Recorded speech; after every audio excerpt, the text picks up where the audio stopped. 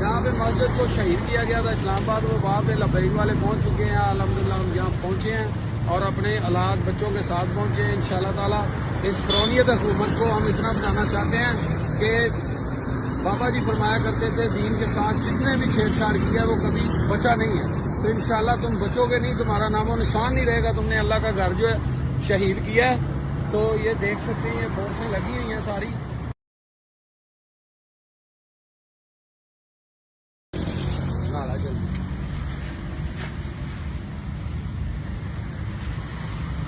السلام علیکم ورحمۃ اللہ وبرکاتہ۔ میں مارگلہ اسلام آباد اس جگہ پہ کھڑا ہوں جہاں پہ ایک مسجد کو شہید کر دیا گیا ہے۔ تو یہ حکومت جو ہے یہ اپنی فرونیت سے باز رہے۔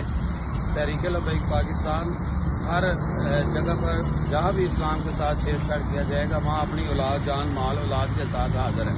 تو یہ ایسے ہتھ کنڈے اپنانے سے یہ اپنی جو ہے نا فرونیں دکھا رہے ہیں۔ انشاءاللہ تعالی تحریک لبیک پاکستان اپنے میدان عمل میں ان کا سامنا کرنے کے لیے، ان کو روکنے کے لیے ہر جگہ کھڑی ہے۔ چل بنا دے ساریاں گڈیاں بنا دے۔